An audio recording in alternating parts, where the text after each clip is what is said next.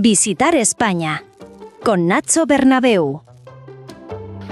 Hoy volvemos al norte de Extremadura, a orillas del río Jerte, para visitar la segunda ciudad de la provincia de Cáceres, Plasencia, con algo más de 41.000 habitantes, fundada en 1186 por Alfonso VIII, con un lema: Ut placeat Deo et hominibus, para que agrade a Dios y a los hombres. Un compromiso que parece que 8 siglos después sigue cumpliendo. Su gran rareza monumental son 2 catedrales unidas en un mismo conjunto: la vieja románico-gótica y la nueva renacentista, inconclusa, y precisamente por eso visitable hoy, con una sillería coral tallada por Rodrigo Alemán, que es pura provocación esculpida en madera. Pero Plasencia guarda más capas de las que se ven a simple vista. Fue uno de los principales asentamientos sefardíes de Extremadura, con una aljama que en el siglo XV rondaba las 200 familias, y también la sinagoga más antigua de la región, cuyos restos descansan hoy bajo el Parador Nacional. Presidiendo la Plaza Mayor, el abuelo Mayorga lleva siglos dando las horas desde la torre del ayuntamiento. Es un autómata con una casaca verde y un gorro rojo, cuyo origen exacto nadie parece haber podido determinar, aunque está mencionado por primera vez en un documento de 1573. Ahí queda. Cada martes la plaza acoge un mercado que lleva 9 siglos sin interrumpirse, y en agosto, el martes mayor, es una feria declarada fiesta de interés turístico regional. Bueno, en su mesa, jamón ibérico, torta del Casar, cerezas del Jerte con denominación de origen y vino de Pitarra cierran una visita difícil de olvidar. Hoy hablamos con su alcalde, Fernando Pizarro. Fernando, bienvenido al podcast Visitar España. Muy buenas y muchas gracias, de verdad. Ya sabéis que a los alcaldes lo que más nos gusta es hablar de nuestra ciudad. De eso se trata hoy, Fernando. Plasencia tiene 2 catedrales en un mismo conjunto, algo verdaderamente insólito en España. Para un visitante que llega por primera vez, ¿qué orden de visita recomendarías y qué no puede perderse bajo ningún concepto? Pues mira, es verdad que el monumento más importante de nuestro conjunto histórico-artístico es ese monumento que encierra pues casi 6 siglos de historia, ¿no? Que es la Catedral de Plasencia, desde sus orígenes románicos en el siglo XIII hasta las últimas intervenciones que se realizan en la catedral ya en el siglo XVIII y XIX, ¿no? El resto, a partir del XIX y del XX, son las rehabilitaciones que se hacen del conjunto. Es verdad que es un monumento muy interesante.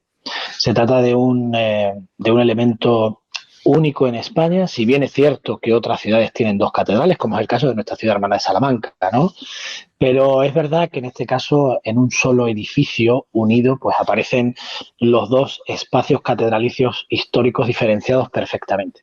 Por lo tanto, quizá una lección de historia del arte, me atrevo a decir, y de historia del desarrollo de la propia ciudad, ¿no? Desde sus orígenes a finales del siglo XII hasta en la actualidad. Fíjate además que nosotros este año cumplimos 840 años de historia. Justo este año se cumple esa fecha medianamente redonda, desde 1186, que se coloca la primera piedra de esta ciudad, hasta el 2026, en el año en el que estamos.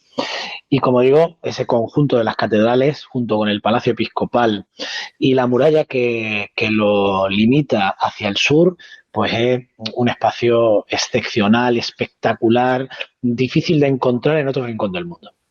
Me atrevo a decir que es único, ¿no? Pero junto con él, es verdad que la zona del sur del casco histórico, nosotros nos damos cuenta que conservamos el casco histórico original, es decir, las murallas, casi en un 90%, y el interior pues sigue teniendo la misma definición urbanística, ¿no? Las mismas calles, las plazas, la Plaza Mayor, que es el centro de ese espacio radial. Para salir hay que salir por las puertas de la muralla, perfectamente definidas, casi todas conservadas menos una, que es la Puerta de Talavera, que se destruyó en el 18 para que entre... Se dice pronto el 90% de las murallas, ¿eh? Que ya es decir, ¿eh? Mira, hay algunas partes de la muralla que bueno, pues están, no se puede ver una de sus caras porque están construidas, pero sí la siguiente. Es decir, que ese 90% existe. Y las pequeñas zonas donde no existe muralla, pues ya sabes que hubo intervenciones en el siglo XIX en todas las ciudades. En muchas ciudades las murallas desaparecieron porque eran un elemento defensivo ya sin uso, y los ayuntamientos lo que hacen con unas normas urbanísticas nuevas de hacer espacios más grandes, avenidas más grandes, entradas más grandes, eliminar lo histórico porque no se valoraba en ese momento. Bueno, pues a nosotros también nos tocó. Pero es verdad que posiblemente pues una ciudad en Extremadura, en el siglo XIX, Extremadura estaba también muy lejos de los centros de poder, de los centros de donde se decidían las cosas. Aquí llegaban más tarde las modas, pues, y por otra parte, pues Extremadura es una región mucho más pobre, ¿no? Históricamente, sobre todo en esa época, pues esas modernidades aquí no llegan, por lo tanto son muy pocas las zonas de la muralla que desaparecieron. Y como te decía, y tú me preguntabas, lo primero, las catedrales, entenderemos muy bien la ciudad. Pero luego, como te decía, en el sur del casco histórico, que es donde se concentra la mayor parte de la grandeza de todo lo que se va sucediendo a lo largo de la historia, está el convento de los dominicos, primera universidad en Extremadura, primer centro universitario del siglo XVI. Los Zúñiga se lo piden a los dominicos crean esa primera universidad. Y hoy está convertido, tú lo nombrabas antes, se ha convertido en el Parador Nacional de Turismo, por lo tanto visitable, una restauración fantástica, uno de los mejores paradores de la red, pero que además está albergado en una institución histórica como fue el convento de los dominicos, ¿no? Y justo al lado se encuentra el monumento civil, de arquitectura civil, más importante que nosotros conservamos, que es el Palacio del Marquesado de Mirabel. Los Zúñiga fueron, de alguna manera, nuestros señores feudales durante un tiempo, de manera explícita, pero durante el resto del tiempo, aunque no fueron feudales y dependimos del rey, pero los Zúñiga siguieron teniendo todo el poder en esta ciudad. Entonces, su magnífico edificio, un edificio que a lo largo de 600 años las únicas obras que ha tenido han sido las rehabilitaciones de las cubiertas, la introducción del agua y de la luz, creando los baños para poder vivir mejor ya en el siglo XX, pues el resto del edificio es tal cual se concibió originalmente.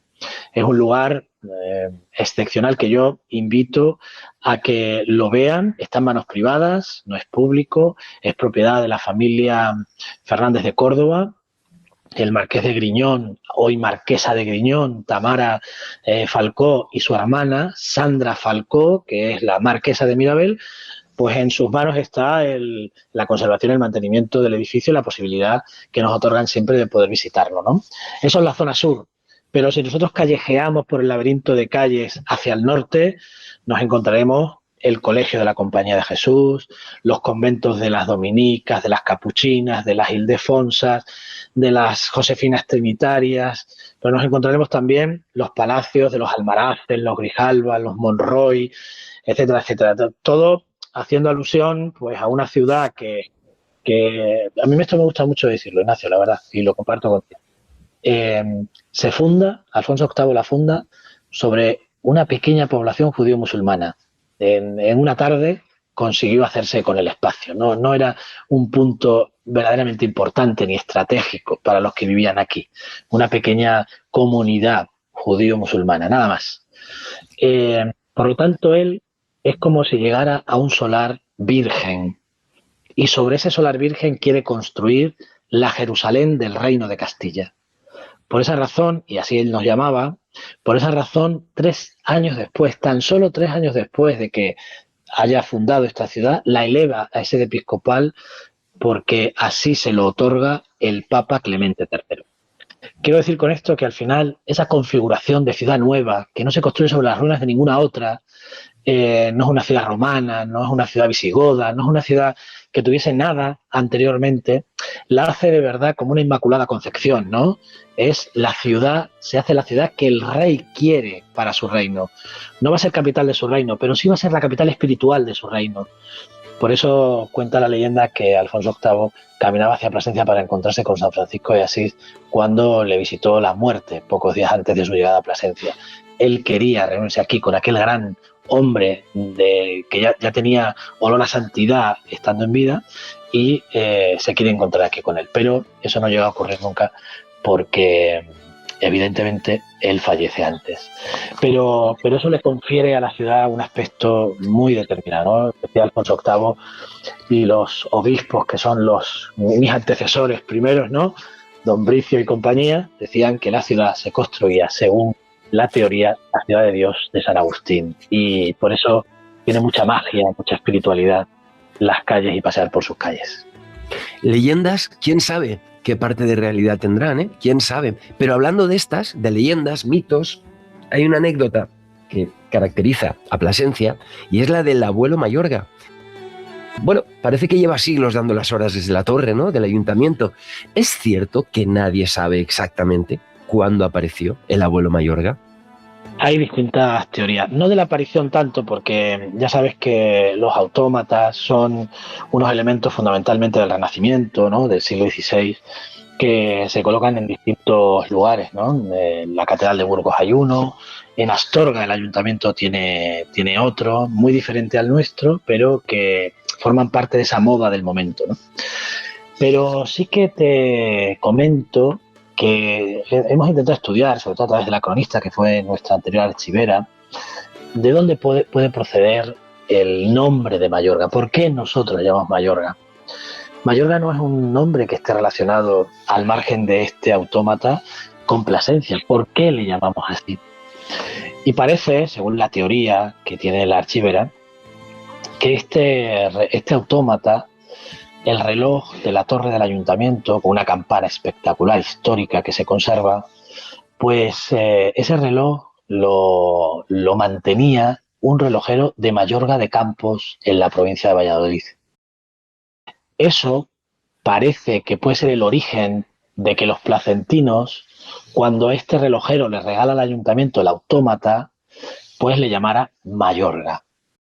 Es posible que esa coincidencia, bueno, pues fuese lo que le diera el nombre. Abuelo Mayorga, pues evidentemente porque él tiene un aspecto de señor mayor, ¿no? Es un poco como yo, tiene la barba blanca, una barba tupida, y luego tiene esa vestimenta que parece más un bufón de la corte, ¿no? Unos pantalones bombachos, unas medias, léase algo así como un tuno, ¿no? En este momento, que podríamos... Sí, pero estará caracterizado según la época, con lo cual será una fiel reproducción.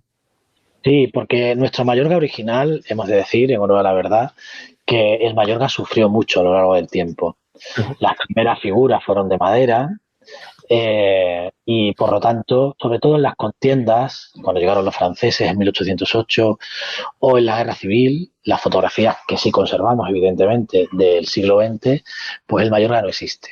Será en la rehabilitación de 1972 cuando se vuelve a incorporar la figura del Mayorga. Muchos, como digo, se destruyeron por las guerras y desaparecieron, pero otros pues se deterioraron por el paso del tiempo y la falta de mantenimiento. Hoy conservamos este del año 72 que restauramos nosotros. Yo llevo 15 años siendo alcalde y hace unos años pues volvimos a darle luz, color y esplendor, y además arreglar el mecanismo con el que toca la campana. Y pudimos verlo de cerca, que no era una cosa fácil. El acceso es muy difícil, ¿eh? No puedes acceder al lugar en el que está y verle cara a cara, pero con la restauración en los andamios pudimos hacerlo, y es una pieza de verdad excepcional y que nos representa, es como nuestro símbolo como ciudad. Claro. En esa misma plaza, durante 9 siglos, que no es poco, 9 siglos, lleva celebrándose ininterrumpidamente el mercado de los martes. ¿Es así, alcalde? ¿Qué se puede encontrar si nos acercamos un martes por la mañana a esa misma plaza? Pues mira, primero tengo que decirte que el mercado está tan arraigado, aparecen los fueros de la ciudad, ¿no? Plasencia es una ciudad de mercado, sin duda. Era lo que hacía grande una ciudad también, ¿no? El que fuese sede de un mercado importante. Nosotros estamos rodeados de comarcas regadas por ríos que le dan mucha fertilidad a la tierra. El Jerte, el Tiétar, el Árrago, el Almonte relativamente cerca, el Tajo un poco más abajo, bien, el Alagón. Todas esas zonas son zonas especialmente fértiles y que dan los mejores productos del mundo. Y son los que nosotros podemos encontrar. Y además con esa característica especial de los mercados francos de esta definición, que van directamente del agricultor al mercado y por lo tanto del mercado al cliente que lo compra, ¿no? Que lo compra. Entonces ahí podemos encontrar unos tomates excepcionales del Alagón, las cerezas del Jerte, las que tú comentabas antes, los mejores quesos del entorno, los quesos de Aceuchal, de Aceuche, de la zona del Jerte, de la zona de la Vera, unos quesos de cabra verata magníficos, de tierras de Granadilla, unos quesos excepcionales que producen con su propia ganadería, ¿no? Del mismo modo, puedes encontrar las mejores lechugas, las mejores sandías, las mejores berenjenas. Y eso le confiere además una cosa que comparto también contigo porque a mí es lo que más me gusta del mercado. A mí me gusta pasearlo. Porque solo ver las cajas expuestas sobre el suelo, donde están los tomates, las sandías, los melones, las fresas de la zona de la zona del Ambroz, en Casas del Monte, las aceitunas en su momento, los plantones cuando llega la época en la que hay que plantar en las huertas cualquier tipo de cuestión, ¿no? Bueno, pues es tan hermoso verlo, es como un deleite para la vista, pero también es un deleite para el resto de los sentidos, porque... Pero, alcalde, entonces, si vamos un fin de semana, nos vamos a perder esa experiencia. ¿Qué hacemos? Eso solo los martes. Eso solo los martes. Pero nosotros tenemos una plaza de abastos que tiene ya más de un siglo de historia, donde durante todo el año los puestos que quedan en su planta baja, pues también tienen a bien hacer este mismo método, ¿no? Compran directamente al agricultor y lo ponen en venta. Por lo tanto, podremos seguir encontrando los mejores productos, los mejores embutidos, el mejor bacalao salado, que aquí era una cosa pues muy habitual, estábamos cerca de Portugal, por otra parte, ¿no? Entonces, el mercado es una de nuestras mejores herencias a lo largo del tiempo porque se mantiene. Nosotros siempre pensamos que esos mercados de flores, que también hay en el mercado del martes y de plantas, que tú ves en ciudades europeas, ¿no? Y dices, qué bonito esto, ¿no? Qué cosa más bonita. Nosotros lo tenemos, y lo tenemos todas las semanas, los martes. No se suspende nunca el mercado.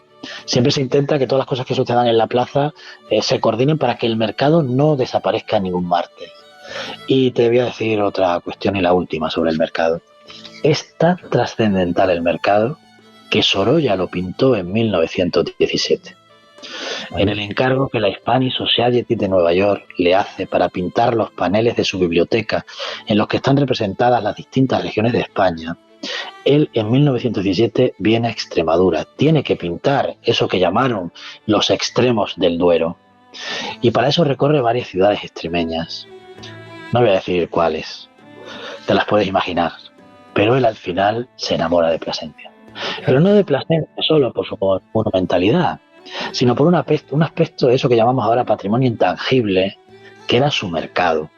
Y cómo los montermoseños, Montermoso es un pueblo que hay aquí a 25 kilómetros, en las Vegas del Alagón, muy fértiles, esos tomates de los que hablaba antes son de Montermoso.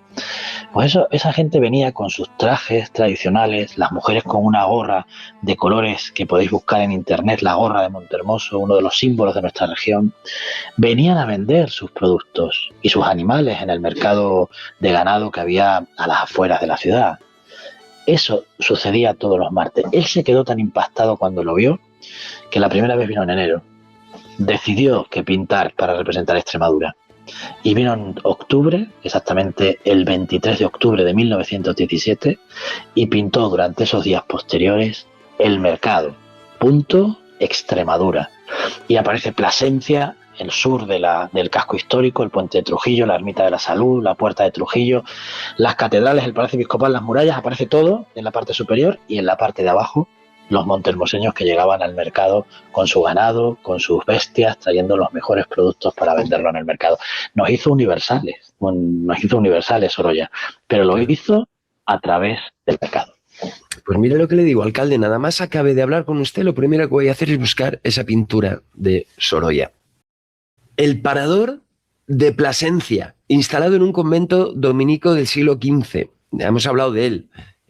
Un turista que quiera alojarse en un entorno histórico excepcional.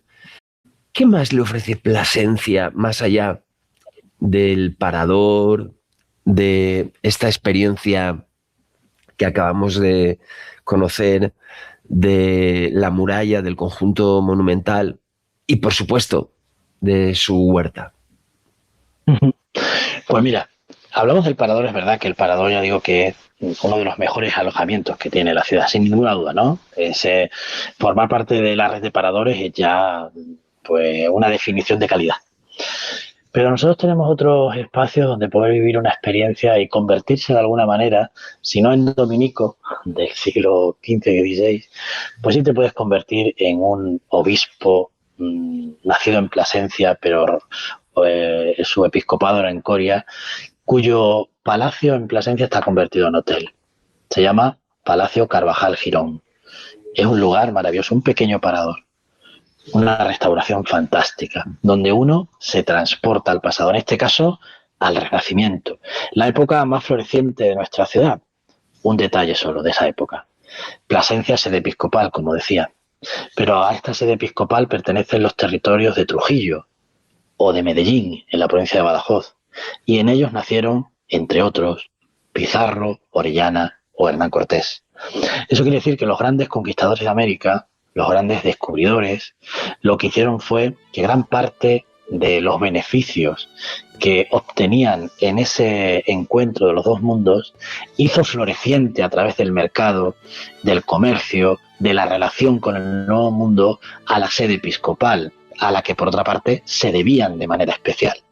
Por eso la Plasencia del Renacimiento es una Plasencia humanista, que podríamos compararlo con la Florencia italiana, una ciudad que tenía una gran ebullición cultural y también de progreso, en fin, de todo lo que significaba lo que en aquel momento era tener una relación estrecha con el nuevo mundo, ¿no? Y Plasencia era una de esas ciudades. Por eso ese palacio donde uno se puede alojar, pues es trasladarse a esa época. Y yo creo que eso es especialmente una experiencia, lo que llamamos una experiencia. Pero con él, otros muchos. Nosotros hemos crecido mucho en alojamientos turísticos, pero particularmente hemos crecido mucho en los alojamientos turísticos, ya no solo en los hoteles. Y la rehabilitación de las casas del casco histórico para convertirlas en alojamientos turísticos, bueno, te puedo decir la media, de cada año damos licencia pues aproximadamente entre 50 y 100 nuevos establecimientos que nos permiten no solo que haya más lugares donde poder pernoctar y vivir durante los días que uno esté aquí, sino también que nos permite la rehabilitación de casas del casco histórico en rincones excepcionales, convertidos en ese caso en alojamientos de vanguardia, pero manteniendo mucho el gusto y la esencia de esas casas que formaron durante siglos parte del casco histórico. Entonces, es verdad que esa experiencia se puede tener en muchos rincones de esta ciudad y particularmente de su casco histórico. Alcalde, Plasencia fue uno de los grandes asentamientos sefardíes de Extremadura y tiene una judería, 2 sinagogas, también un cementerio judío excavado en roca que todavía puede visitarse. ¿Existe una ruta estructurada para que el turista pueda recorrer esa memoria o es todavía una joya que hay que ir descubriendo pieza por pieza? Mira, es verdad que es muy difícil desligar la presencia hasta 1492 de la comunidad judía del desarrollo de la ciudad. Los judíos no vivían en una zona apartada. Los judíos vivían en las calles donde vivían musulmanes, cristianos. Había una convivencia, ¿no? Eso de lo que habla Toledo. ¿Verdad que en determinadas épocas los judíos fueron apartados? Pero en algunas ocasiones muy concretas donde la política del Reino de Castilla obligó a hacer eso precisamente, ¿no? Pero si uno pasea por la ciudad, fíjate si es capaz de seguir el camino de la presencia ardí, que en las puertas de las casas donde vivieron los judíos hay una losa en el suelo que pone el nombre de la familia que vivió en esa casa, de la familia sefardí judía que vivió en esa casa. Comprenderán todos que la colonia más importante sefardí judía del norte extremeño, del Tajo hacia arriba, era Plasencia. Judíos había en todas las poblaciones, en Cabezuela del Valle, en el Valle del Jerte, en Hervás, que es una judería excepcional y muy bien conservada, pero la colonia importante era sin duda Plasencia, ¿no? En sus manos estaban las profesiones liberales, las finanzas, estaban también pues determinadas cuestiones que tenían que ver con el comercio, es decir, era una comunidad con mucho poder financiero, mucho poder de conocimiento y mucho poder porque daban servicios que ningún otro podía dar o que ningún otro daba. Por lo tanto, su presencia aquí es excepcionalmente tangible. Y uno de los elementos más importantes que nosotros conservamos de esa herencia son, primero, los restos arqueológicos que hay debajo del parador, de esa pequeña colonia judía que hubo aquí antes de que llegara Alfonso VIII, donde había una sinagoga y donde en ese estudio arqueológico que se hace nos encontramos con el yad, que es ese instrumento con una especie de puntero. Ellos tenían prohibido tocar con las manos las Sagradas Escrituras y lo que utilizaban era un puntero, como un elemento sagrado también, para apuntar, ¿no? Para señalar los versos del Antiguo Testamento para nosotros. Bueno, pues ese elemento se conserva. Encontramos restos muy interesantes, pero además conservamos el más importante, el que muy pocas ciudades conservan, que es el cementerio judío. Como tú decías, excavado en roca, eran tumbas antropomorfas, donde se situaba el fallecido, se tapaba con una losa. Nosotros todo eso lo conservamos en gran parte y además en un lugar excepcional también. Ya sabéis que no estaban colocados los cementerios un poco al albur de la improvisación, no. Estaban colocados mirando hacia determinado punto cardinal, muy cerca del río, etcétera, etcétera. Entonces tenemos la suerte de conservar ese legado sefardí que es el cementerio judío, aparte de mucha documentación histórica en nuestro archivo, que es riquísimo históricamente y que gran parte pues, nos permite saber qué pasó en esa convivencia judío-musulmana y cristiana durante el periodo de tiempo previo a la expulsión de los judíos en 1492. Apuntado queda, alcalde, también. Semana Santa de Plasencia, fiesta de interés turístico regional. Cuéntenos, que seguro que hay mucho que contar. Bueno, primero te digo que es interés turístico nacional desde este año. Anda.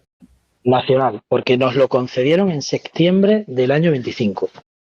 Y nosotros ese 840 aniversario de la ciudad lo hemos podido celebrar en Semana Santa vistiéndola de largo porque es nuestra primera fiesta de interés nacional. Ya sabes que esto es una cosa un poco compleja, ¿no? Lo de conseguir que tengan esa catalogación, pero sí que nos da la posibilidad de estar en una lista y hemos notado, fíjate, en tan solo unos meses, hemos notado, aunque es nuestra temporada alta y tenemos muchos visitantes, pero este año, entre el buen tiempo, la coincidencia con el Cerezón Flor en el Valle del Jerte y con el interés nacional, hemos subido aproximadamente el número de visitantes durante el periodo de tiempo de la Semana Santa un 30% de nuestros visitantes. ¡Oh! No es poca cosa. 30%. Yo creo que con la coincidencia de todas esas cosas, yo te soy honesto, no creo que sea solo porque somos de interés turístico nacional, ni mucho menos. Y mira, te decía que hemos celebrado el 840 aniversario por una cuestión especialmente trascendente históricamente, y es que la Semana Santa de Plasencia nace con su origen, con la ciudad. No se podría, a la Jerusalén del Reino de Castilla, como te decía antes, no se la podía concebir si su Semana Santa no se viviese con el fervor que debía vivirse, ¿no? En virtud de lo que sucedía en el siglo XIII. No sabes que la Semana Santa, como nosotros la concebimos en el siglo XXI, es una Semana Santa que nos transmite la catequesis del propio San Francisco de Asís. San Francisco quiere que los crucificados, las dolorosas, salgan a la calle y sean una catequesis, ¿no? Que aquel que no sabía leer ni escribir viese lo que a Jesucristo le sucede durante los momentos de la pasión y muerte y que se celebrara posteriormente la resurrección. Por eso esas imágenes de los Cristos sufrientes o de las dolorosas con las espadas clavadas al pecho querían transmitir el dolor, la pasión de Cristo. Para eso había que sacarlo a la calle. Y los franciscanos son los primeros que lo hacen. Y la primera orden religiosa que viene a Plasencia y se instala aquí son los franciscanos. Con el tiempo llegarán a tener 3 conventos. El más grande, el de Santa Catalina del Arenal. Cuentan las crónicas de la época en un episodio sobrecogedor, como ese convento que estaba a orillas del río, que hoy es una residencia de mayores, por cierto, y se conserva su estructura y sus elementos más importantes. Bueno, pues los los monjes franciscanos salían en procesión cargando las figuras del crucificado y la dolorosa por las orillas del Jerte, cantando el Miserere, y se acompañaban para dar luz al camino de unos hachones encendidos. Jerte significa en árabe transparente o cristalino. Sobre ese cristal transparente del río Jerte, en la madrugada del Jueves Santo al Viernes Santo, pues los que podían disfrutarlo en aquel momento y que lo dejaron por escrito se sobrecogían al ver esa imagen de los hachones que daban luz a las figuras que procesionaban y que se reflejaban en el río Jerte. Entonces, ese sobrecogedor episodio es lo que nosotros consideramos el origen de nuestra Semana Santa, que llega hasta nuestros días. 840 años de Semana Santa con sus altibajos, pero que siempre tuvo una especial vivencia, sobre todo espiritual y posteriormente ya más cultural, y ya desemboca también junto a la espiritual y lo cultural en lo turístico, ¿no? Y hoy es uno de nuestros momentos más importantes de visitantes, como te decía antes. Aquí está involucrado mucha gente, como en cualquier sitio donde se celebra una Semana Santa potente, muchos cofrades, muchas hermandades, durante todo el año se hacen actividades, la Cuaresma es una época muy importante de actividad, sobre todo cultural y espiritual, y luego desemboca en esa grandiosa Semana Santa, donde uno de sus valores más importantes es el escenario que recorren esos conjuntos escultóricos de la Pasión de Cristo que llevan las distintas hermandades y que hacen referencia a lo que se ha hecho durante más de 800 años. Alcalde, hemos recorrido ya 8 siglos de historia en apenas unos minutos, 2 catedrales, un mercado que ni siquiera paró en las guerras, un autómata, ¿no? Que nadie sabe exactamente cuándo llegó, una judería enterrada bajo el Parador, una plaza que cada martes sigue siendo el corazón de media Extremadura. Creo que hemos dado ya suficientes motivos para que más de uno ponga Plasencia en su próxima ruta. Antes de finalizar el episodio, si hay algo más que nos hayamos dejado en el tintero, algún rincón, alguna fecha o algún mensaje para los oyentes, el micrófono es suyo. Te cuento, había muchas cosas que contar, ¿no? de Plasencia, y nos quedamos mucho en el tintero, pero hay una que hace referencia a esa ciudad que eligieron muchos para pasar parte de su vida, ¿no? Y una de esas cuestiones es que Plasencia, durante el periodo final de la vida de Fernando el Católico, Fernando de Aragón, casado ya en segundas nupcias con su segunda mujer, ya había fallecido Isabel la Católica unos años antes, decide trasladar la corte a Plasencia. Fueron unos meses. Él se traslada aquí para estar en ese final de su vida. Ya tenía 60 años, buscaba un heredero en el que recayera la corona de Castilla, de Aragón y de todos los territorios adjuntos a los dos reinos, el Nuevo Mundo, las colonias en Europa, en el norte de África. Y él buscó aquí ese lugar agradable, paradisiaco, con un río transparente, con unas vegas fértiles, con un entorno lleno de naturaleza, de fauna, donde podía cazar, donde podía descansar, donde podía seguir haciendo lo que él representaba, que era pues definir los designios de los reinos de Castilla y Aragón. Y fíjate que en esa visita se ocurre, en esa permanencia aquí durante meses, ocurre algo que para nosotros también es excepcional, que pasa desapercibido, ¿no?, en la historia. Y es que aquí se reúne por primera vez con Fray Bartolomé de las Casas. Fray Bartolomé había pedido en muchas ocasiones reunirse con los reyes, porque evidentemente requería de que se trasladaran las nuevas legislaciones de protección de los indígenas. Y aquí fue donde se genera precisamente ese corpus legal de atención, cuidado a los indígenas que, según la ley de los Reyes Católicos, formaban parte del mismo modo, con los mismos derechos y deberes que cualquier otra persona que viviera en el reino, ¿no? Entonces, para nosotros es un episodio muy importante, porque hace referencia a quien el más importante personaje de finales de la Edad Media y principios de la Edad Moderna, el hombre que tuvo tanto poder durante una época, el abuelo del que será emperador porque hereda todos los territorios de sus abuelos y de su parte paterna, pues ese eligió Plasencia para que fuese la corte, ¿no? Y hace referencia, te digo, a esas bondades de la ciudad. Y luego hay otra pequeña historia que te cuento sucintamente, y es que en 1898, cuando la guerra de Cuba termina, ya sabes que la perdemos, evidentemente. España está sumida pues, en una profunda depresión, una profunda crisis de todo tipo, de natalidad, cultural, económica, asistencial. Era un desastre, ¿no? El desastre del 98.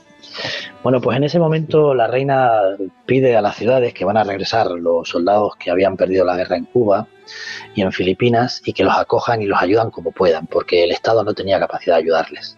Llegarían en barco y los moverían por toda España a través de trenes. Y hay un tren que atraviesa la Ruta de la Plata con 400 soldados que venían de Cuba, españoles que habían defendido el nombre del imperio. Todos los alcaldes de las ciudades por los que pasaba el tren se negaron a que el tren parara. No por otra cosa, no era una cosa de no quiero, no. Era simplemente porque consideraban que podían venir enfermos con enfermedades tropicales, no había medicamentos ni medios y podían contagiar y crear una epidemia en la población que estaba en su municipio. Pero iba a llegar el tren a Plasencia. El alcalde, mi antecesor, decide lo mismo, que el tren no pare. Pero un conjunto de 12 mujeres, fíjate qué número, ¿no? 12, como los apóstoles, liderados por una mujer que se llamaba Isabel la Cabrera. Imagínate a lo que se dedicaba Isabel la Cabrera. Ninguna de esas mujeres sabía leer ni escribir, ni tenía idea de política, ni tenía idea de nada. No eran ninguna revolucionarias. Y esas mujeres dijeron, hay que ayudarles. Y la noche que iba a llegar el tren, aunque sabían que el tren no paraba, se fueron a la estación de Renfe. Allí llevaron un poco de comida, un poco de agua, lo que podían llevar esas 12 mujeres en sus cántaros. Se pusieron delante del tren, el tren no tuvo más remedio que parar y lo abordaron como si fueran piratas del siglo XVII en el Caribe. Empezaron a cuidarles. Esa noche los soldados requerían cariño, un poco de agua, sin comer varios días, y el poco caldo que llevaban. Bueno, pues eso se contagió de tal manera que al día siguiente todas las instituciones de la ciudad, la Cámara de Comercio, la Iglesia, el Obispo, todos los movimientos sociales de la ciudad, se trasladaron a la estación de Renfe, crearon un hospital de campaña y salvaron a los 400 soldados. Lo salvaron sobre todo de esa nostalgia de que nadie les aplaudía porque habían perdido la guerra. Eso nos permitió ser la muy benéfica ciudad, porque así ese título nos otorgó la reina regente María Cristina en el año 1901. Hace referencia también a cómo somos los placentinos. Somos benéficos. Y esas dos historias, pues quería compartírtelas para acabar, porque yo creo que nos definen bien. Una ciudad para que los reyes disfruten, y los reyes en este momento somos cada uno de nosotros, y una ciudad donde necesites lo que necesites, siempre te va a ayudar, porque somos los muy benéficos. Caramba, alcalde, parece usted un historiador, ¿eh? Menuda narrativa tiene. Bueno, nos ha dejado de verdad, ¿eh? No te engaño, Ignacio. Soy profesor de música y de arte en un instituto. Entonces, todo esto que te he contado no tiene mérito, porque lo hago habitualmente. Y fuera de la política, ¿eh? Quiero decir que lo comento desde una perspectiva objetiva. Bueno, pues a todos los que nos escuchan, ya lo saben, al norte de Extremadura, a orillas del Jerte, hay una ciudad que lleva siglos empeñada en agradar a Dios y a los hombres. Bueno, pues ahora hay que comprobar si lo consigue. Alcalde, muchísimas gracias por su tiempo y por hablarnos con tanto cariño de Plasencia. Muchas gracias a vosotros, de verdad, un placer. Hasta siempre. Adiós.